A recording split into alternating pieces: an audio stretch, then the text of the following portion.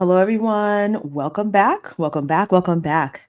Today, I have a very long live for you guys. I want to talk about this post that Candace made on 2 5 of this month, so this year, regarding Daystar and Erika Kirk, as well as Ben Shapiro.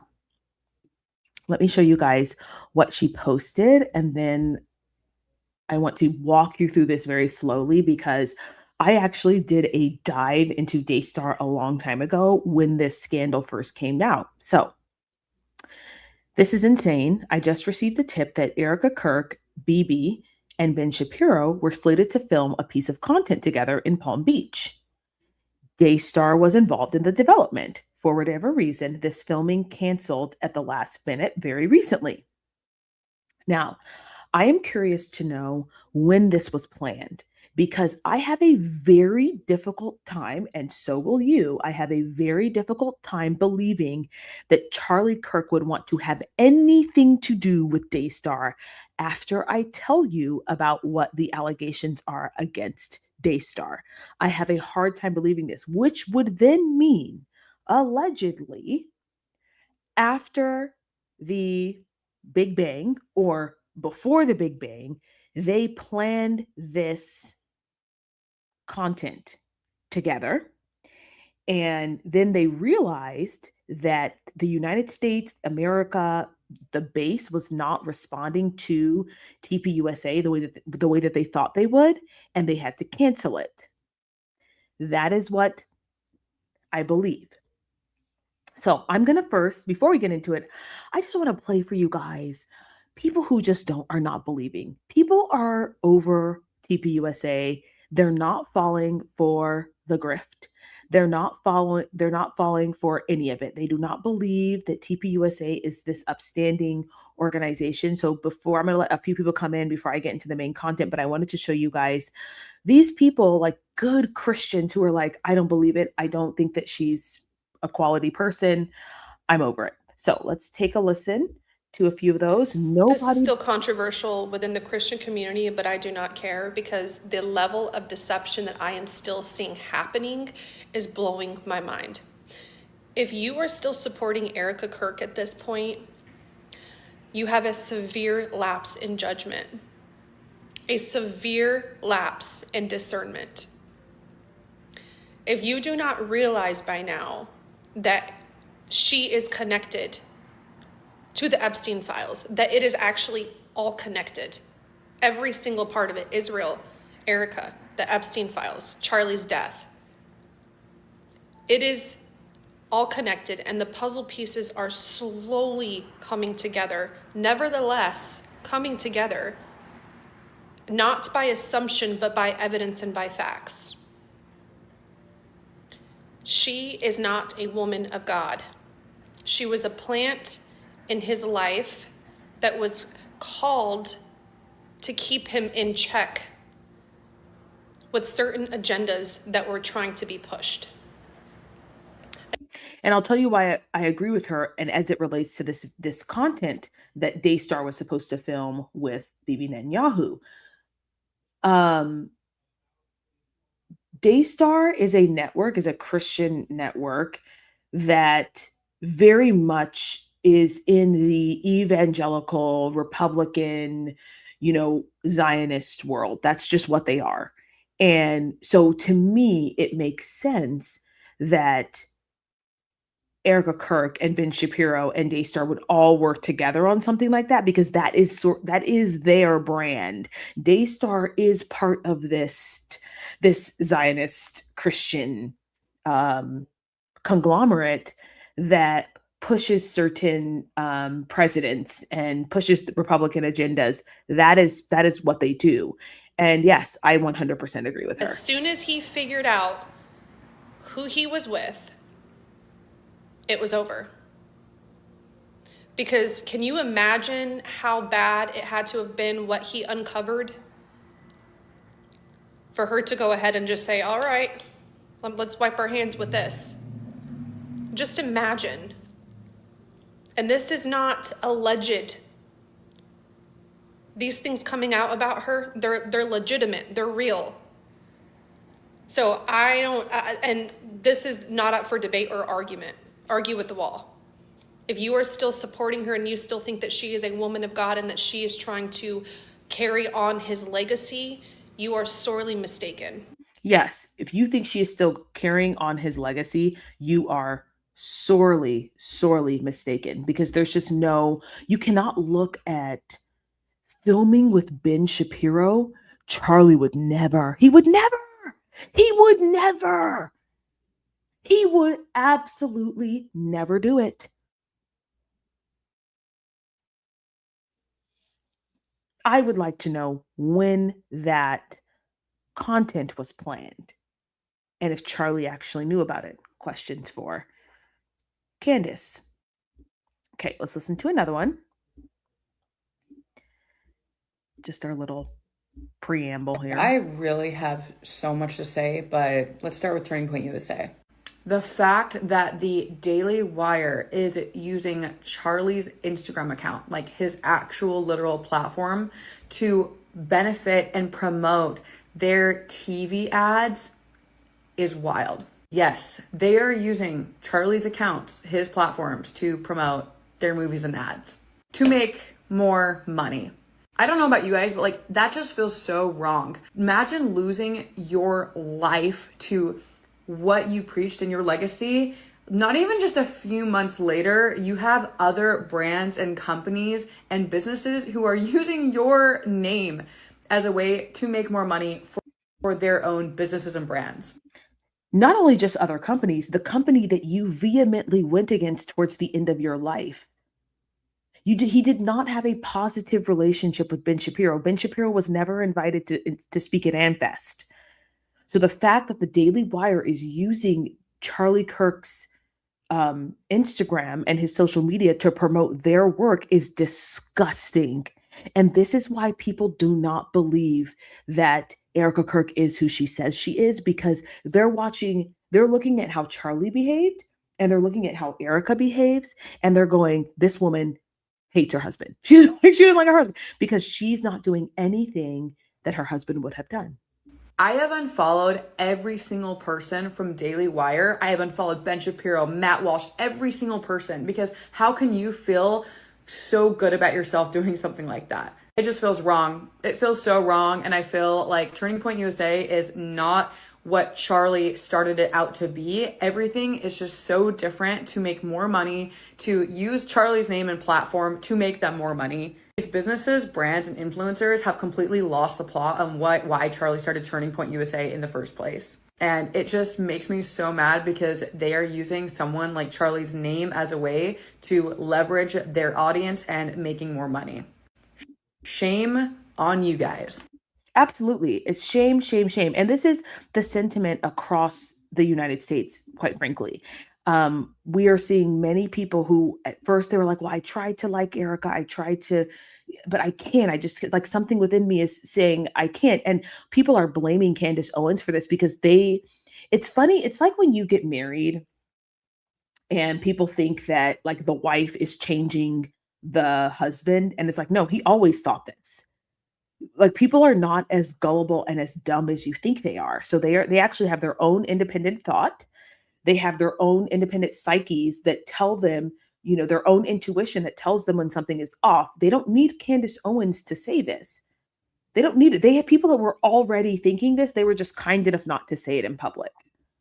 As a wife, you know when another wife and husband are beefing. You know that Charlie and Erika were beefing the night before, and it was weird to me when she said it on Fox, and it's still weird to me today. She said that Charlie, not only did he sleep in a different room the night before his big day, the night before he's going to start this tour, the night before he's going to be away from his wife for 2 days. Now, I don't know about you, but I spend a lot of time with my husband. And even for people who don't spend a lot of time with their spouses, when they're going to spend days away from each other, they tend to, I don't know, sleep in the same bed together and get as much time together as possible, right?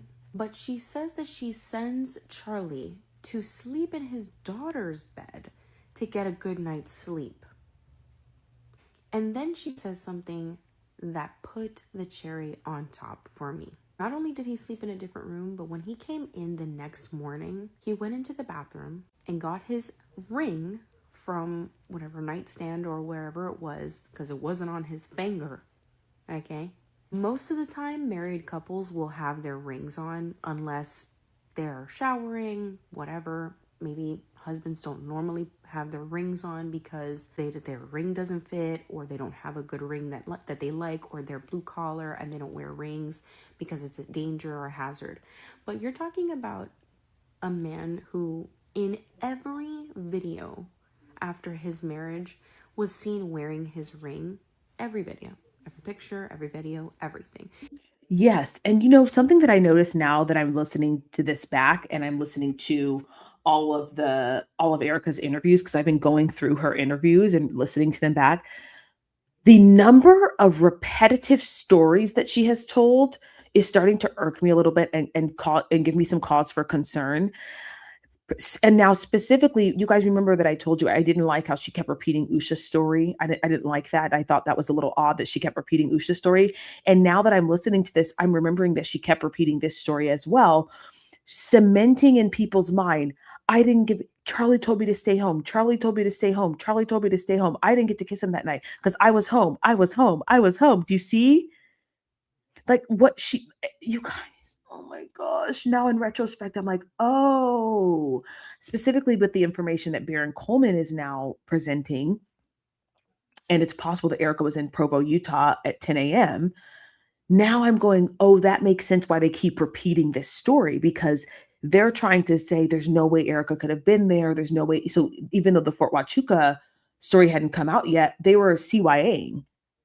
There's no way, I was home. I had nothing to do with this. Charlie told me to stay home. Home needs you. Home needs you. This repetitive nature, this thing that she does is now, this pattern is revealing itself. You're telling me that he took off his ring the night before he left? And not only that, but she says that he leaves without giving her a kiss goodbye. And listen, remember, this is Charlie, baby. He was the best husband in the world. He was the most patient husband in the world. Charlie, baby. I'm like, because even if, it has to be really, and this is why Candace Owens said it had to be a knockdown, drag out fight. Because even if I'm mad at my husband, if I'm leaving, if I'm going on a flight, I'm kissing him goodbye. Like there's just no way that I'm leaving. There's no way. There's no way that I'm leaving knowing that I'm flying to a different location. I'm just not going to do it. So yeah, I definitely believe they were fighting. So that he wouldn't wake her up. That is such a crock. Okay? Because I don't care how not affectionate you are. You're leaving your wife that you are constantly talking about your marriage and how marriages are supposed to be unified and they're a gift from God. And you're about to leave your wife for days. And you don't give her a kiss.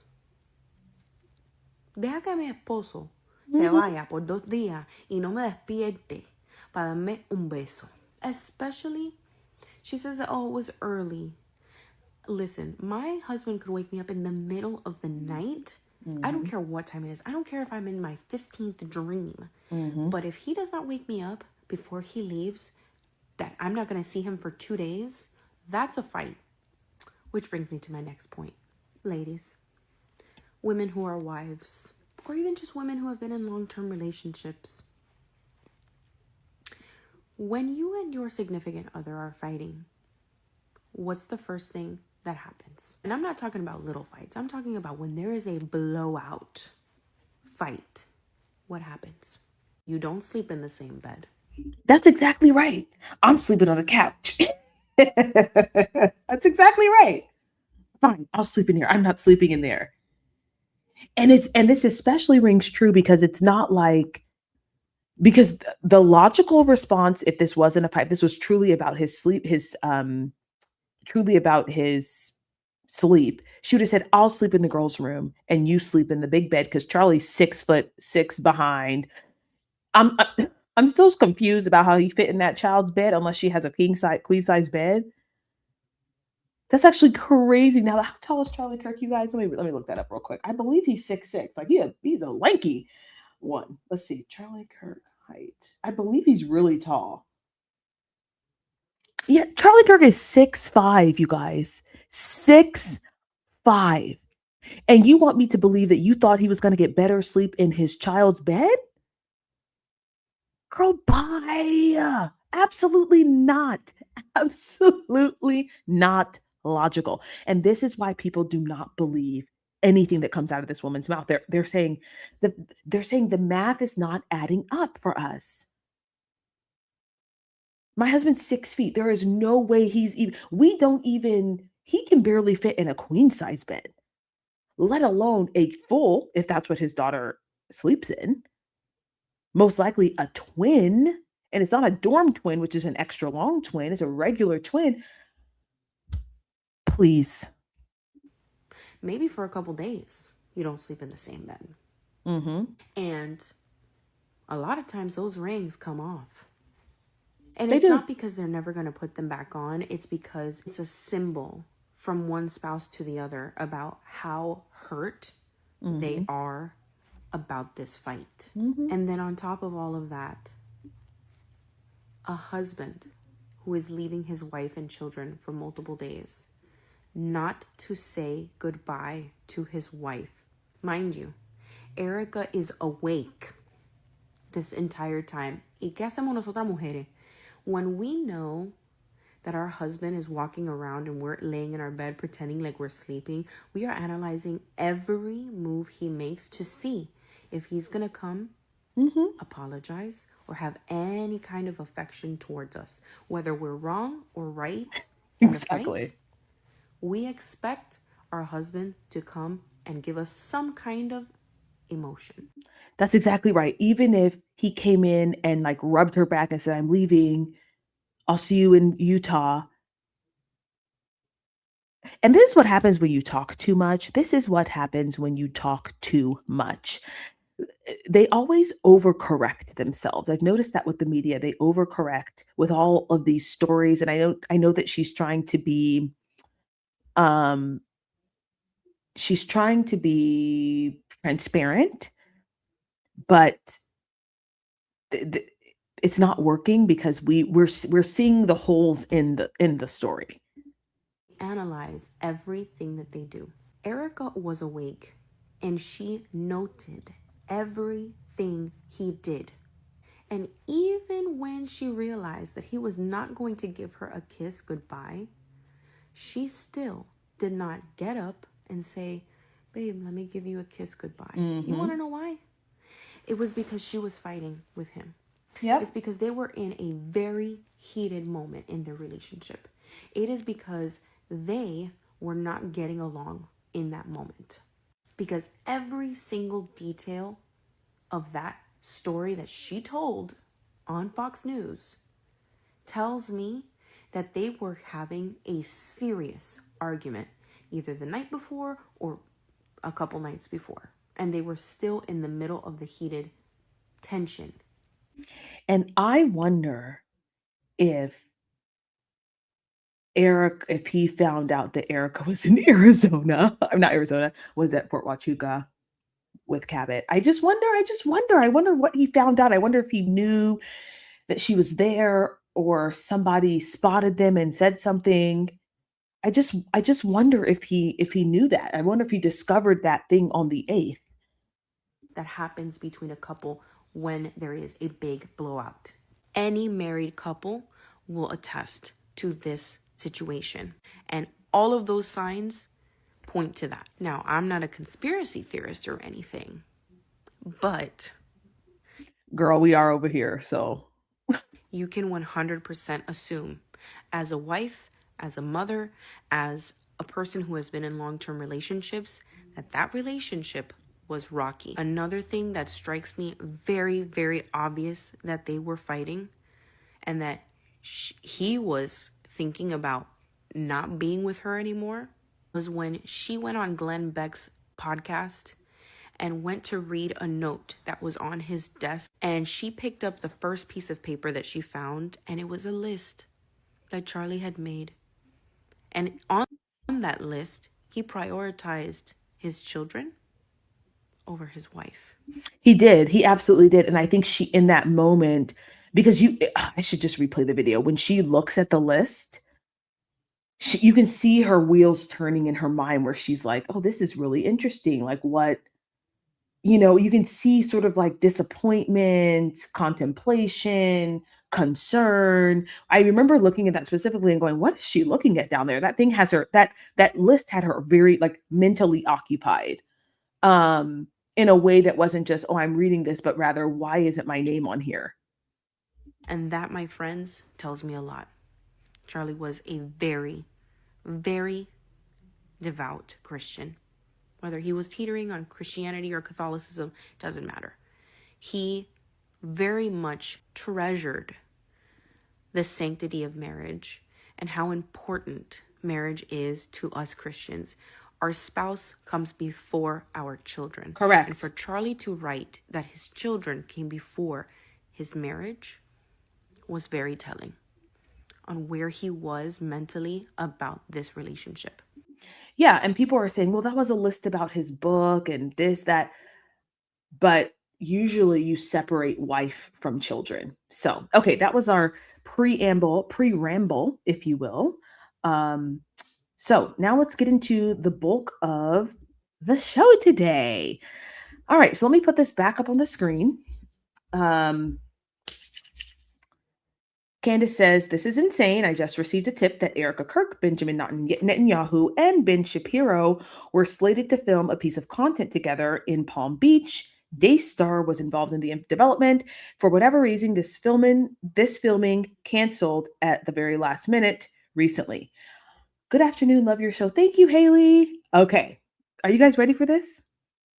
What if I told you that Daystar owners Joni Lamb and I forget her husband's name because she cheated. He cheated on his wife to be with Joni, so I forget his name. They were both at the memorial. And what was crazy, so I saw them there, and when I saw them, I'm gonna show you guys the video. When I saw them there, I thought, oh, that's really interesting. I said, oh, I didn't know that they knew Charlie Kirk because I had never seen them talk about Charlie Kirk. I hadn't seen them. I hadn't seen anything from TPUSA regarding Daystar. I didn't know that they had a connection, but it just, I was like, oh, that's weird. That's interesting. And it just didn't sit well with me. And then when Candace posted this, I said, I see. I think I know what's happening. I think that they showed up. Stacey Sheridan did the same thing she did with that woman, realized that they have money, they have a platform, and try to arrange something. So let me show you the clip of so Doug, I was afraid, you guys, that if I posted any other like if I posted the memorial from ABC or whatever, it wouldn't work. Like they would demonetize my channel. So I tried to avoid that. But there is an actual, so this clip that I'm going to show you, you'll see Doug Lamb. And I'll show you guys a photo of him as well. You guys will see not Doug Lamb. His name is Doug Weiss. And he is married to Joni Lamb. Joni Lamb's husband, Marcus, died. And she married Doug very shortly afterwards. Doug had proclaimed to the world that he loved his wife so much, and then decided that his wife was not good enough and decided to marry Joni Lamb. So it's a scandal over there, but there's even more of a scandal, like a child touching scandal, which we're going to get into right after this. So let me show you guys this.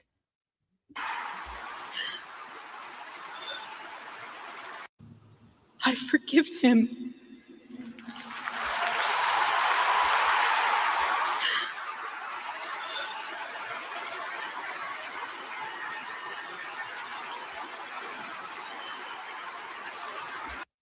This right here is Doug Weiss. Joni is next to him. there are several different panouts where you can see Joni next to him. And when I saw this, I initially saw it and I just thought that's weird that they're there because I didn't know that they had this sort of connection to Charlie and they were on the floor. So I would love to know if anybody knows, like if the floor seats were like reserved for donors or if the floor seats were reserved for special people. I don't know. Like, how did you get a floor seat? Um, but yes, that is Doug Lamb. And let me show you guys. So that's what he looks like there. And then let me show you guys the photo with him in it. So that's Doug, the one with the blue, well, the dark, not Netanyahu, the dark blue suit on. That's Doug. And then we see him at the memorial right here. That's him, without a doubt. And they pan away right when they show Joni's face. So just I wanted to point that out because I thought Candace might find that interesting, just depending on how you got onto the floor seats of the memorial, the relationship between Daystar and TPUSA, which it sounds like based on her tweet that there was no connection between the two. So it's interesting that post his assassination that they all of a sudden have this connection with Daystar. Now, you guys ready for how down low, dirty, backwards, amoral, debased, reprobate Daystar is? You guys ready for that? Like, God help me. The fact that Erika Kirk is okay doing business with these reprobate, child touching, protecting people tells me everything I need to know about her. Let's begin. I'm just disgusted. So, this is Julie Roy's channel. If you want to watch anything about Daystar, I suggest that you just go like all of these stories. I mean, she has plenty of stories. Let me tell you a story. Sit back and grab a cup of coffee about. So, Joni Lamb was married to Marcus Lamb. They ran a massive network called Daystar. Daystar is televised. It's also on YouTube. They had hundreds of pastors, evangelists, influencers. They have their own like talk show. They ran this network. Marcus Lamb was caught in an affair. And Joni Lamb stayed with him, but everyone mentioned that there was some resentment. Eventually, Marcus Lamb dies.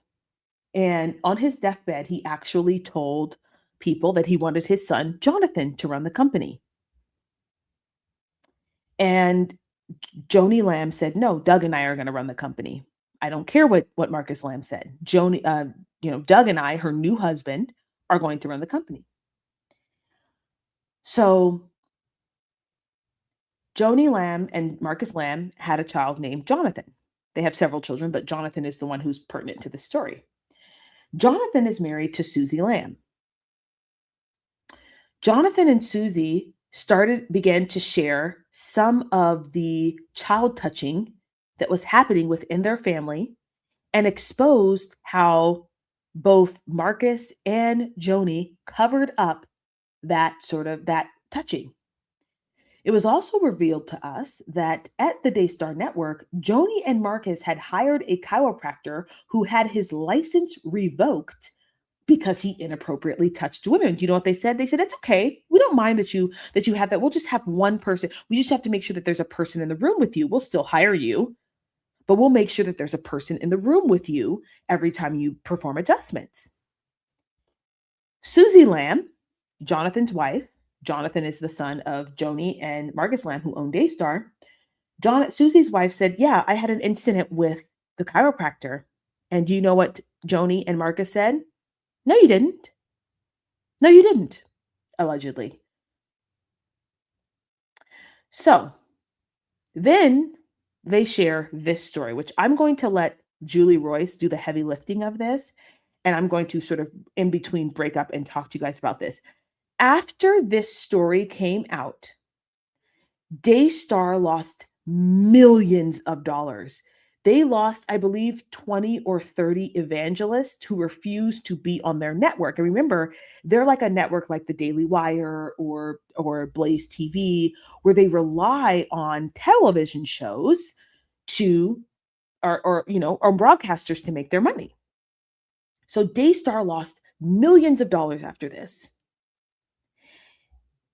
And it makes sense why they would be partnering with Ben Shapiro. Let's take a listen. And the hard questions really haven't been asked. And we're going to see that as we go through this. But again, there's that interview with Marcus. There's also an interview that was with, what is it? The Table Talk program, gals. And that one was not very rigorous either. But I'm going to play, I want to play some clips from those and give us an opportunity to talk about them. The first one will be concerning the abuse of your daughter and how that came to light. And again, there's one narrative that Joni has, another narrative that you told me, which, by the way, I will say has been consistent with me. And I have seen some changes in Joni's story. But let me play that, and then we'll talk about it. So this is Joni Lamb. She was at the memorial on the floor for Charlie Kirk with her husband, Doug. She and Doug are the ones who own Daystar, who scheduled an event or content creation with Erika Kirk, Ben Shapiro, and Bibi Netanyahu. First knowledge of any abuse was in November of 2020. And Susie called me and said there had been an incident at my granddaughter's preschool. And she told me that something had happened where a little boy touched her and her friend. And so she called me and asked me, would I go to school with her? And I said, absolutely. So I went with her to the school. We reported it to the school. And of course, I was there to encourage, and as I would for any child, but especially my granddaughter. Of course, yes. And so that... Y'all, I hate the manipulation, but I just gotta keep... For anybody, especially my granddaughter, stop. Was the incident that happened. And yet, what's being written is just taken out of context. That was the incident that happened in 2020, and I was there, and Susie actually called me to go there. Okay, so the word about you covering up, there's no truth to that. When I started hearing that, I thought to myself, what am I covering up? I've covered up nothing. Right. And so I never covered up anything. So there seems to be some discrepancy there. Okay, so this here on this is my right, maybe you guys is left. This is Jonathan, this is the son, and this is his wife, Susie. She doesn't mention some of the things that you mentioned about there being a one-on-one meeting, but also she talks about going to the school. Respond to that. What did you hear? So the night my child told me that evening, it would have been around 5:30ish in the evening. When my daughter told me, I called. I was in shock, asked her a few questions, and I called Joni for help. And I said, I'm going to go to the police. And she said, no, bring her to me tomorrow morning, and then we'll go to school. She said, don't go to the police. This is, mind you, like, to me, this is actually like indicative of the culture at Daystar. Don't go to the police. Yes, it was child on child, but at some point you do have to talk to parents, and you do get the local authorities involved. First of all, I do not trust schools to handle these problems appropriately, but I just found it interesting that she was like, no, don't go to the police, because they didn't want another scandal at Daystar. I was restless and not happy because I wanted to go to the police for some action, but I thought, okay, this is wise counsel, I'll listen. And, many times I don't bring up extremely painful things to my parents because I really don't want to hurt my mom and dad. So I left that part out thinking I can tell them eventually. But so the next day, Jonathan, you took her to your mom? Yeah, I took her to my mom's house. My mom wanted to meet with her privately to discuss what had happened. Can I ask about that? Because what was the pretense that she gave for meeting one-on-one with your daughter? She wanted to verify the same thing and get her to tell her that. And why did she need to meet one-on-one with the daughter? Like, this is the kind of behavior that this organization is engaged in. That's why I'm sharing this with you, because I have a hard time believing that Charlie would have wanted to be involved with them, let alone Ben Shapiro and Bibi Netanyahu. And looking back on it now, I'm just like I shouldn't have left her alone with my mom, just because I couldn't have imagined my mom could have done anything nefarious at that point. It was just hard for me to imagine that. But we don't know if she actually did. Well, all we know is that ever since that conversation with my mom, she hasn't opened up one word about it. Yeah, so because I met them at the school. Yeah. We met the teachers. The teachers were peaceful, loving, calm. They said there's no male, because my daughter the night before had told me, I asked her boy or girl. Yeah. She said boy. Okay, how tall? I was trying to gauge an age maybe. And so she said taller than daddy. So I said, I didn't know what leading questions were. I said, did something happen in the bathroom, in the cafe? And, she's 5 years old. She's nodding along. She goes, yeah. I said, was there a friend who saw anything? Mm-hmm. So I'm maybe in real time texting, the family, trying to piece together. At this point, Daystar was not a consideration. I just wanted the truth. So when we go talk to the teachers, they tell us, even security is female, which I knew. Everything was okay. And so and our daughter, this was the crazy part, she wanted to stay at school. Right. And so to stay at school, she started saying, oh, the boy's gone, everything's fine. And so I started to process this with my core group, the family, because, I'm scared to leave her there, but she wants to be there. She's happy. She has her best friends there, and there's no male. Now, this is very, very important. The school it was a preschool, a pre-K. The boys are aged 3 to 5. There are no big, strong boys. So I think it's so painful for them to even insinuate that a possibly 3 to 5-year-old may be more guilty than a grown man, Pete. Anyway, I'll refrain from that part right now. So that was the whole process in that short season when we went. So Jonathan and I went to the police after we filed, got good counsel from them, and they did their due diligence. The police did what they had to do. There was no suspect, so they closed the case, rightfully so. I was sad because I needed answers, but I had to trust God with the timing. Even my mom and dad had to walk me through that process. So you have to trust God. And then we started noticing that she's happy at school. She's okay at home. She's not wanting to go to Daystar. So much so that we had to hire a nanny. She didn't want to go to Daystar. And I'll tell you guys in advance why she didn't want to go. Because her uncle, you guys, is a child toucher. And everybody in the family knows it and refuses to do anything about it. That is why all of these televangelists and pastors left the Daystar network. I'll let them tell it though. Because she would not want to go. Now working together with the family all the time, being on TV, there were certain times we'd just have to take her, and then she would follow me to my studio. She didn't want to stay in the family green room anymore. But nothing was handled perfectly. It is messy. And that's how it was. She doesn't mention the one-on-one at all in that first conversation. She does mention it on the second one. I'd like to play the second clip because what I'm noticing is that the story, as more things are coming out, is beginning to change a little bit. So in 2020, there was an incident that took place at my granddaughter's school. Mm-hmm. And Susie called me and she said, will you go down to the school with me? And I said, absolutely. So we went together to the school. We reported it to the school. And my granddaughter had told her mother that a little boy had touched her and her friend inappropriately. Mm-hmm. Okay. And so that was never written about, that I went with her or that there was another little girl involved. And so Susie and I reported it to the school.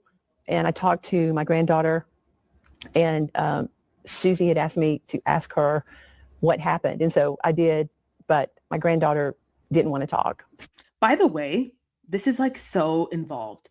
This guy, his name is Marcus Rogers. I believe that he got the 7,000. He just made a post about how evil and vile Candace Owens is. But he went on this show and co-signed Joni Lamb's lies about her granddaughter and about her son-in-law, who she knows is a child toucher, but she cares about her brand more than anything. So this guy is now posting on Instagram or Facebook talking about how, I'm going to show you guys that later, how vile Candace Owens is. And I firmly believe that Joni, called Marcus and said, you have to post something about Candace. But that's just an aside. So I didn't push it, but I was fully supportive of her. So that happened in 2020 and a police report was filed. Okay. And you saw the interview. She didn't tell me that you went down with her to the school or anything like that. So Right. I didn't get to see the whole interview, but I absolutely went to the school with her. So that was interesting. She made it sound like she talked to after she went to the school, when clearly I took her to my mom's house. she went into the house to talk with my mom privately. And my mom confirmed that she said everything that she had told Susie about the abuse. So now she's lying to say that didn't actually tell her anything. And that happened after we went to the school. So she changed her story completely. Yeah, she doesn't necessarily specify, but it does sound that way in the way that she says it. I went back and wanted to just quote what I wrote was, initially, Susie thought the perpetrator was someone at her daughter's school, but she discovered the school didn't employ any men. It's not like we were trying to hide something. No, it's just very clearly a part of the narrative. One of the reasons we didn't put a focus there when you were telling our story is because the school they keep pulling the school back into it to distract people. The school has no part in the cover-up story. The school was done, case closed, and moved on. Then different things started to rise up with people saying things to me and suspicions at Daystar. That's a whole other story. So every time they bring up the school, it's a distraction. And there was no other, she says even here, another girl that was involved? In conversations with my daughter at that point, because I was scared for her to go to school, there might have just been random conversations with my child, like, do you have a friend with you? Oh, yeah. She just was going along with everything I was saying because she was terrified. She did not want to get in. When other people got involved, when she was just talking to me alone, she was very graphic with what she shared about where she was touched with her body. But after that, she did not. And I'm learning that these are normal behaviors. And by the way, so with children, if they're touched, they can say that it happened at school, but it could have happened elsewhere. So it's not like the kids typically do not imagine adults touching them. They don't know that vocabulary. They don't know that language. They don't know that experience. So they typically don't imagine this. So this is why I'm sharing this with you guys, because it's the truth. The truth is that the child was touched inappropriately. Whether it was at the school is actually irrelevant, because sometimes children can misplace where things happened, not that the thing happened. And you will see here as they get further into the story that it's actually happening at Daystar. And there was another bunk bed on the other side. Oops. And so think that Pete, as we're calling him, may have been the one. He was, like you said, afraid to go to school and afraid to be around Pete. And you saw these behaviors. I'm going to play your mother, what she has to say about that. And then I'll give you an opportunity to respond. So this is the incident that caused 25 ministries to leave Daystar. Pete is what they're calling the name of the son-in-law who absolutely engaged in inappropriate behavior. So I'm going to let Joni Lamb explain it, and then I'll let Susie and Jonathan explain it. Fast forward to 2021, and we had our family retreat. There was nothing else said about that event happening. There was nothing said to my husband or myself, my late husband. And so we're at the beach, and on this particular day, my grandson was talking about his city view, because they're the two older grandchildren. Mm-hmm. They were up in a room. It was a long bunk room, and there was a bunk bed on one side, and then there was another bunk bed on the other side. And so my grandson was talking about his sister had the beach view and he had the city view. And so who they're calling Pete heard my grandson talking and said, "Oh, I like the city view." And because everybody else was saying they like the beach view. Mm-hmm. Personally, I like the beach view. Mm-hmm. And so he said Pete was holding his 1-year-old child. And he said to my grandson, "Well, show me your city view." So they went up the steps. I was in the room, heard this, and went up the steps and proceeded to look out the window to see the beach view and then to see the city view. By the way, it comes out that she's lying about this. She's lying about ever having been in the room to protect her child toucher of a son-in-law. And at some point, my granddaughter was up there on her side of the room and put her bathing suit on. Mm-hmm. Well, downstairs, Susie said to my son, "Go check on." I remember thinking that's kind of weird, and the way she said it. And so my son went running up the stairs, and when he did, he saw that his daughter was putting on the bathing suit, and Pete was standing there holding a 1-year-old baby, and my 8-year-old grandson was there, and they were looking out the window at the city view. Well, Jonathan says, "What are you doing up here? She's putting her bathing suit on." Well, Pete turns around and said, "Oh, I'm sorry. I'm so sorry," and comes downstairs.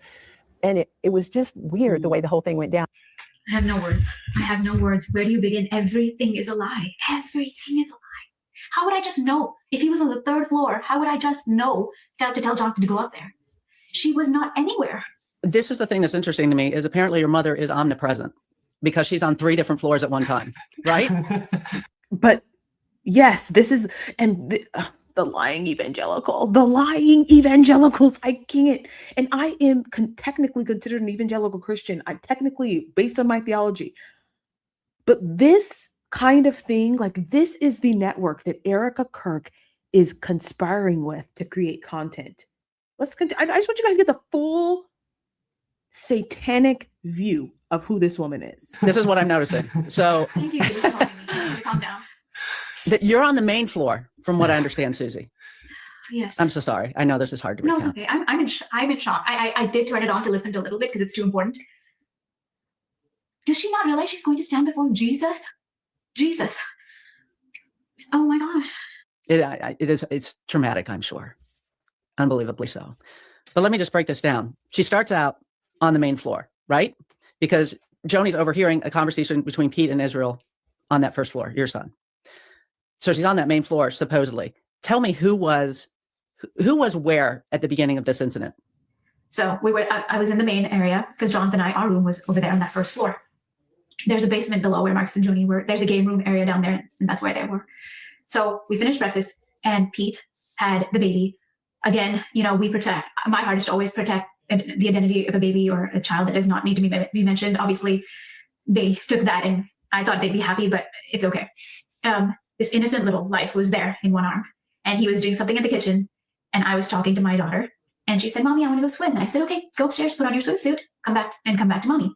And the second I said that, his eyes just kind of got big, and he goes, "Ah," and he started to follow her. Yes, that baby was right there, and he just started to follow. The baby was a non-factor. The baby was not fussy. And let me pause right there. Where is your son? 3rd floor, in his bunk, minding his own business. So he was not on the main floor having any conversation about City View, Beach View, which the City View is a street, right? There's no view. It was one little road. That was our view. One little road. There was nothing. They have to come up with colorful words: fussy baby, city view, beach view. None of those things. The truth is so simple. He saw her. He goes, "Ah," and he started to follow her up. And I felt such panic in her eyes because I just knew if it was me stopping it, they'd be like, "Susie, look what you're doing again." And that's what today they have to admit that he was caught in that room because of Jonathan's crazy reaction, like very strong. But all I can do is tell the truth before God. The gaslighting that they did to Susie after this was actually crazy. They were like, "Oh, she sees things. She believes that people are following her in grocery stores." Again, the reason why this was so jarring to me when Candace said that that Erika Kirk was meeting with Daystar is that I could not believe that Charlie would ever want to be associated with people like this. You have major televangelists leaving this network because they believe that something is amiss. They believe that something is wrong. Yet you want to align your Christian family, faith-based organization with them? Followed her up there. Panic set in my heart. And I told Jonathan, and he ran. Joni and Marcus were in the basement. They heard nothing. There was no conversation. My son did not invite him up there. My son was not there. And Jonathan is on which floor? I'm on the 1st floor in our room. So our room is just on the other side of the kitchen. I was brushing my teeth when Susie came. She said, "Hey, Pete is falling." So I dropped my toothbrush and I ran up to the 3rd floor. And I got up there. The first thing I noticed is I lock eyes on my daughter. She doesn't have any clothes on. And so immediately I start screaming, "What are you doing?" to Pete. What is Pete doing? They're saying he's looking out the window in some of these. Pete is by the window. Whenever I started to scream, obviously my eyes initially locked with. So I screamed, "What are you doing?" And he immediately goes to saying, "I'm so sorry. I'm so sorry." At least 50 times. So he was. And the thing about me is, like, if a child comes in and starts taking off their clothes, I'm leaving. Like, what? There's no excuse for this. Like, if a child walks into a room that I'm in and starts changing their clothes, it's not like she had to pull out her bathing suit. She had to start taking off. Like, you just walk out of the room. You go, "Oh, wait till I leave, please." That's what normal adults do. You don't just stand there while it happens. When she first showed up after Charlie died, I was so into her content and downloaded her Bible 365 app and listened to her. She actually inspired me. I am so appalled by her and have deleted everything. I actually so I did follow Erika on Instagram after Charlie's death. I too, Haley, I was like, wow, this woman is so godly. She's so righteous. She's so patient and forgiving. And then I just got discernment about her. Something was like, I never downloaded her Bible 365 app. I actually think I want to listen to it now because I want to know what she was talking about. She is very compelling with words in her, like in writing. Like she can write a good caption, and I'm sure she can inspire women when she has a lot of time to think about, what she's saying. She's just not the greatest orator, when it comes to the business of TPUSA. But I would not be, I mean, I thought when she first came into the scene, I was like, wow, what a great godly woman. I thought that too. But yeah, I think that's why Jesus said it's harder for a rich man to enter to the kingdom of heaven. Not because money is bad, but because the pull of money is so strong for people. People are willing to forgo righteousness. Yes, Haley, forgo righteousness for temporary success. And I think that's just what we're seeing. And especially here, I mean, covering up sin so that you can continue to make money because you're worried about your network going down is awful. And the irony of that is that actually many Christians want to be told the truth. If Joni Lamb had come out and said, listen, I made a mistake. My son-in-law, it deserves to be in jail. We have gotten rid of him. We've gotten rid of anybody that was associated with him. And we are moving on because we have integrity. Their network would have blown up because we like integrity. That's why TPUSA is failing right now. It's not next to, he didn't have his hands on her. So this entire time that this is happening, your mother is in the basement. She's describing events that are happening on the main floor, which is how peculiar it is when Susie comes to get you, Jonathan. And then when she's describing things that happen in the room, that's where Pete is, your daughter is. She's not even there. So she doesn't know if Pete's looking out the window or not looking out the window because she's not even there. She's 2 floors away. Right, exactly. And if I could, just address that if it's, if people want to say, well, if his hands were not on you, why are you making a big deal? I would like to explain the pattern because in 2020 on that beach, on a different beach vacation in 2020, our leadership retreat of Daystar, Pete himself told me that my child walked in on him in a bathroom, full frontal naked, and saw him fully nude. At that point, I didn't do anything because obviously I checked on her and she seemed okay. It is weird. Doors have locks, correct? One time he's fully nude. Next time she's fully nude. Exactly. It's a pattern. It's like, for me, if I'm at someone else's house, I lock the door. In my own house, I don't, but I lock the door. Why would you, and if someone turns the knob, don't you go, someone's in here? Ugh. We did talk to, I forget his position, but he was in the FBI and he talked so many things checked off the list. It's part of the grooming thing. Yeah. So it's like all we were asking is to get this looked at and not just play it off as like it's nothing. So I want to play something because there's been just a really big deal out of the fact that I did not mention in my story that Pete was holding a 1-year-old baby, that between interview number 1 and interview number 2 with Joni became fussy. But this 1-year-old baby, I didn't include it not because you didn't tell me, because you guys did tell me. In fact, I had it in my initial copy. And when I'm trimming my article, I trimmed it out because, again, I'm trying to make sure that any extraneous details aren't in there. I know you don't want to really include other children, but it was a non-factor. And what am I going to do? Interview the baby? This was a witness, but it's a baby. But you did mention that your son was in the room. And I'll just be honest. At the time that I was writing this, I went back, I went through all my notes.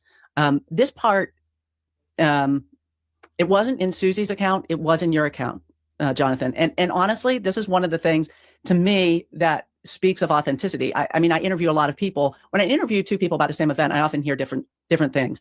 And we have that in the gospel accounts. Matthew, Mark, Luke, and John sometimes have different accounts of the same thing, and they mention different things. And actually that's as I understand, and as I work, it's been my experience that that's actually a sign of authenticity, that you didn't get together to try to put together a story, but you're telling a story. But again, you did mention it. And I just want to play the audio from our interview. I'm pulling it. This is what you told me months before I reported my story. So you were not hiding a thing. So here it is. So it's her bedroom, and it's just the two of them in there? Yeah, it was, had his son in his arms whenever Susie had told her to go up to change into her swimsuit, while he had his son in his hands. And then His Israel son's how old at this point? He's just a baby, right? Less than a year. Okay. Or maybe a year. What year or less than a year? Israel was up there too. Israel and his son. So, did Israel ever say anything about what happened? Yeah, I don't think he was really paying attention, or I don't know if what he remembers exactly. He was pretty young, right? I mean, how old was he? He's actually home right now. Let me just. He says he remembers it, but not totally doesn't remember that much about it. So I guess that was a little over 3 years ago now. And how old would he have been then? He would have been 8. So Jonathan, I mean, again, this was something you said initially, and that your son was in the room. Pete was holding a 1-year-old baby. I don't think that changes anything.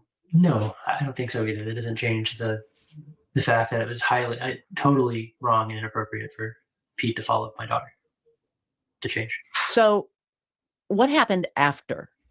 And this is the last part I'm going to go over. And then I want to show you guys how embedded Daystar is with Israel. I want to show you guys like they're one of these networks that like in every single one of their programs, in between their commercials, they have a fund, a donation, a trip. You know, it's one of those kind of organizations. But first I want you guys to see the cover up. Because I think it speaks to how this world, as in this evangelical, socio-political world, conducts itself when it comes to money, and how they're willing to protect themselves when it comes to money. This incident has also been drastically different between what Joni describes and what you do. So I'd like to play her version. What happened was Marcus was alive, and so we just met together as a family. He talked to everyone, and clearly nothing happened. Yeah. Speaking of Pastor Marcus, first I want to say thanks for the opportunity. You've always been easy to talk to. Yes. Yeah. Just very transparent. Very transparent. And so I want to ask you, because Susie said that you and Pastor Marcus covered it up. Did you cover it up? Marcus isn't here, but I will just say, absolutely a lie. I never covered up anything. I wouldn't cover up anything. Marcus didn't cover up anything. And so again, this is a narrative that was written by some low-level blogger who knows nothing, never heard the other side of the story, and is doing nothing but trying to destroy my family. Sensationalize. Yeah, that's what she does. Yes. Yeah. And doesn't this sound eerily familiar to Candace Owens is trying to destroy TPUSA? Do you guys hear the talking points? Like, oh, I'm like, I want to know who the PR firm is that was hired for TPUSA. And then I want to know if it's the same company for Daystar. She was put on the floor of the memorial to shake her down for money, like the Catholic woman who was sat by the priest. That is my exact sentiment. She was on the floor, when I saw her on the floor first, I just thought that was strange that Joni and Doug were there. I just thought it was weird. I was like, why are you guys there? Because they had never I'd never seen that interaction before. But when Candace told that story, and now that I'm seeing this, yes, 100%, I believe that she was put down there. Stacey Sheridan does not care about the reputation of TPUSA. She thinks she can just buy them out of any scandal. So she was 100% comfortable with a person like Joni because they need each other. I'm telling you guys, they lost 25 programmers on their network. 25 lost millions of dollars. Daystar needs a come up. They need to partner with TPUSA because TPUSA is the only one of the conservative networks bringing in all of that money. They're the only one. Ben Shapiro needs them, BB needs them, and Daystar needs them. And Stacey Sheridan, you are right, Rihanna. I think I know for a fact she is orchestrated this. Let's continue listening to her lie about her child toucher of a son-in-law who she refuses to fire because they protect, obviously. Oh, you guys haven't said anything about the Epstein files either. Oh, Well, the crazy part is that eventually we worked through that misunderstanding, and Jonathan and Susie ended up apologizing, and we prayed together. I mean, and it was a done deal. Right. And so the timing of later this coming out or being pulled up again out of the ashes when there's no validity to it just blew my mind. I'm like, what in the world? First of all, first thing I want to say is that she minimized it to where it was like no big deal. The truth is it completely divided our family. I mean, we had a very intense hour-plus long meeting with my parents, and obviously it was super troubling because my father immediately declared Pete to be innocent and didn't even listen to me or Susie's concerns. He just said, I've been falsely accused before. I know what that feels like. And so again, he just went into protect and damage control mode. And, but yeah, we were completely divided as a family for, several weeks. Yeah. So she's acting like it was not a big deal. From when Jonathan came down the stairs and Pete was behind, Pete was shivering, shaking. I really feel like Pete was so vulnerable. And it was me and Rebecca, JW, we were out by the patio and we were terrified. We had never seen Jonathan like this. So we go right down to the basement.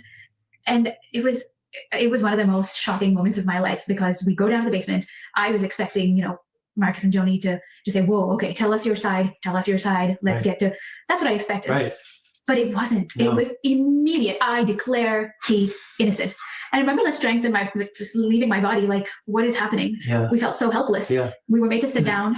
So such a traumatic time, and for them to have no empathy and just to completely dismiss it as nothing. Well, because so before this vacation, to give people a little more context, a lot of other things have been happening at Daystar where a child was scared. Yeah. He would enter the room and she would just hide and shake. And, other family members told me he was kissing her when I was. So what happened, and I think we're going to be done with this here, but I'll tell you guys, there was a police interview that showed up where the other children of Marcus and Joni came out and said, yeah, Pete is kissing children and he doesn't want them to be touched. He's touching them in ways that we don't want them to be touched. They kept their children away from him. Like these are Jonathan's siblings kept their children away from Pete. But for some reason, he's still employed. He's still, he was still part of the Daystar network. And so, yes, 25 programmers left that network. They're bleeding money, so to speak. So if you guys want to watch this, I will put it in the chat right now. If you guys want to watch the whole story, I mean, it is a convoluted mess. That is the link to the video with what's her name? Julie Royce. So now I want to show you guys just how embedded Daystar is with your favorite country. So Daystar has an entire page dedicated to Israel. Okay. From the pages of history to modern day headlines, Israel is without a doubt one of the most significant nations of all time. Not only is Israel the birthplace of the Bible and where we find the roots of the Christian faith, but it also is the only land that carries a promise. This is a lie. From the moment God called Israel his own, he proclaimed a blessing over all who bless it. That means every time you give to support Israel, God is standing ready to bless you until your cup overflows.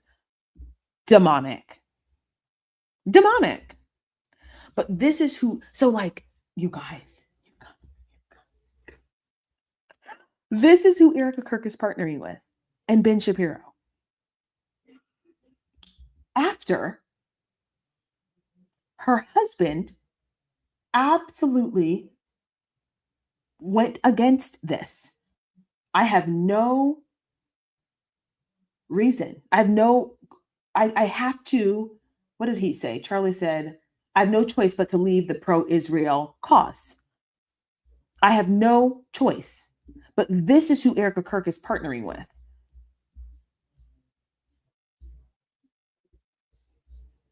Let me show you guys all of these.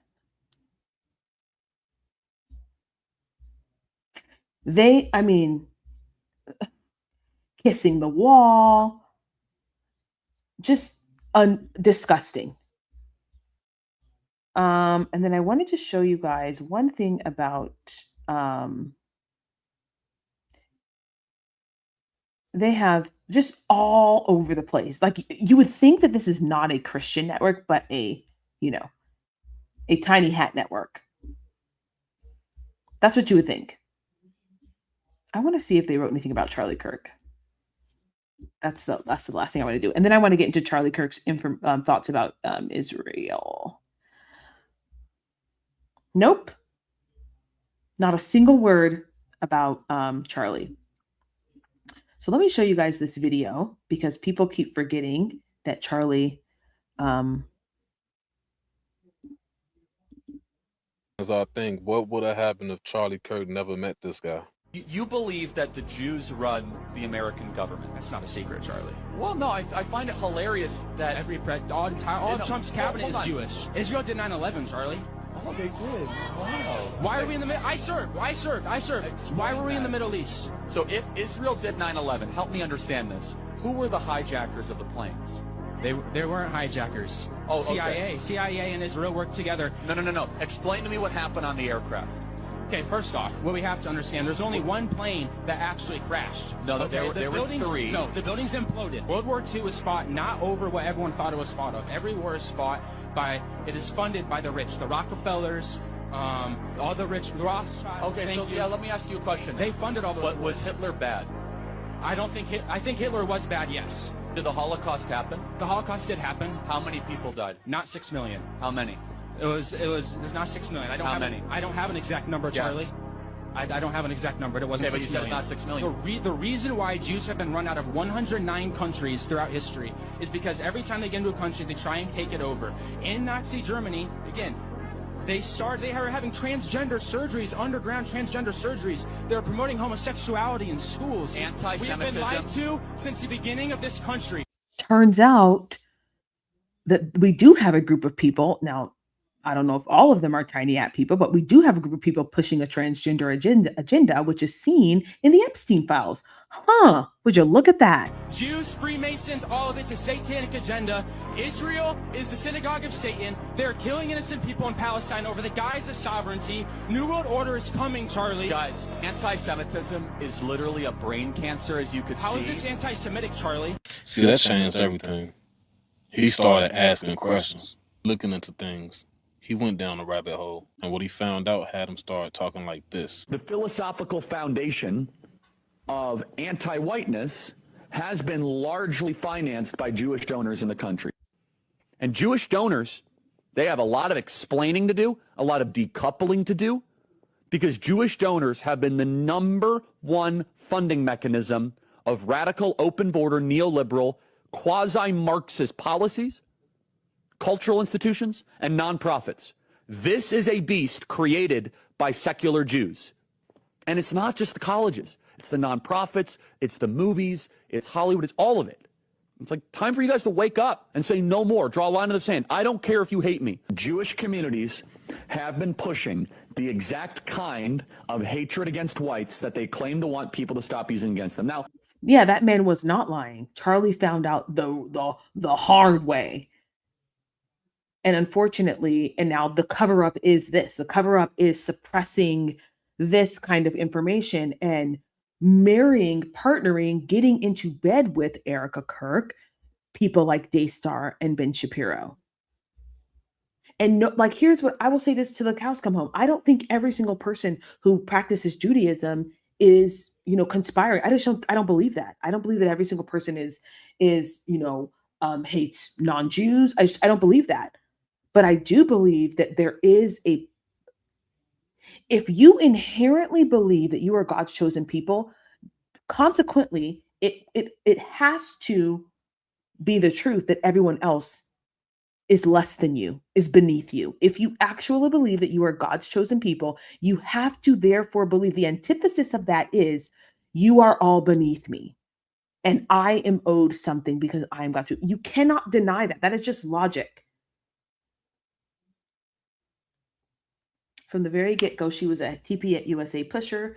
Not hardly does she give ode to her husband or her kids. It's insane. Yes, When I reviewed her entire speech, I was like, when I did that comparison between Vanessa Bryant and Erika Kirk, it was all about it was all about it was all about TPUSA. And you're right. I should start using the word the Zionist. You're right, Rihanna, because that Jews it's not an accurate term. Zionist is more of a correct term. And I do not believe that like Bibi is an actual someone who practices Judaism. I believe that Bibi is a Zionist. And that's a very different mentality.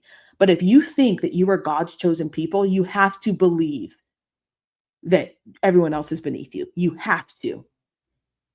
And that's why Jesus came specifically to get rid of that mentality, because he was like, the gospel is for everybody. Salvation is for everybody. It's not just for Israel. Which again, like in my video regarding, I think Charlie Kirk was pushed to Catholicism because people like the pastors that he had surrounding him pushed him into this mentality. If you have to believe that as an evangelical, you are beneath Zionists, of course you can't get with that. No human being with an ounce of of dignity or pride or self-esteem is going to say, yeah, I'm just a lowly goya. No one's going to do that. I don't like generalizations. Not every Jewish person believes that.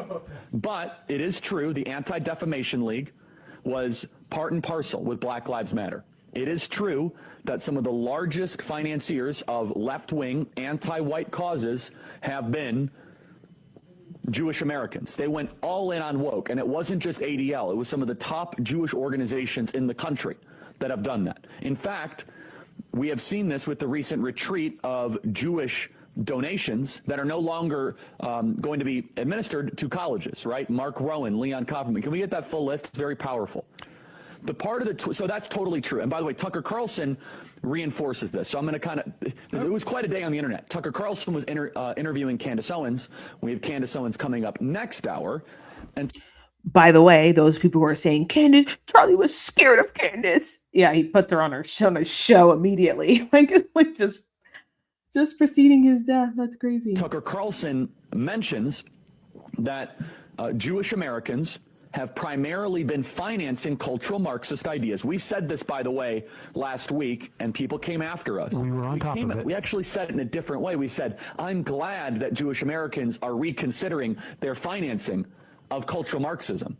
And people misunderstood it intentionally and slandered us as being anti-Semites. But listen to this. Tucker Carlson is completely correct by saying this, that we've pushed back against the media on COVID, on lockdowns, on Ukraine, on the border, so like maybe we should also ask a question. Is the media totally presenting the truth when it comes to Israel? Just a question, that maybe we shouldn't believe everything the media says, because I know I've been conditioned to ask a lot more critical questions over the last couple of years. So, Ben, some people would accuse Israel of wanting to ethnically cleanse. But I guess it makes more sense that a person that has a transgender boyfriend was the one that killed Charlie Kirk. Yeah, that's what they want us to believe. That makes more sense, right? Rest in peace, Charlie Kirk. Absolutely. And what he didn't show here is Ben Shapiro shutting it down. Ben Shapiro being like, no, you can't say that. So anyway, why did I show all that? Because I want you guys to see what I saw, which was number one, TPUSA absolutely preyed on Daystar, shook them down for money. And yeah, we'll see in the future. I would not doubt that they will eventually do something together. I don't doubt it. Number two, I wanted you to see the kind of company that Erika Kirk is allowing herself to be married to, right? Allowing herself to become entangled with. I wanted to show you their website so you could see just how pro Zion that they are. And that we could all sit back and go, this is definitely not something that Charlie would have done. It's just not. So that's it for my information today, you guys. I will be back tomorrow, maybe tomorrow evening. I'll be, what's today, Wednesday? Maybe tomorrow evening, we've got just 4 more days until Candace comes back online with whatever scorching information that she has. But I hope you guys enjoyed this. Don't forget to like it on your way out.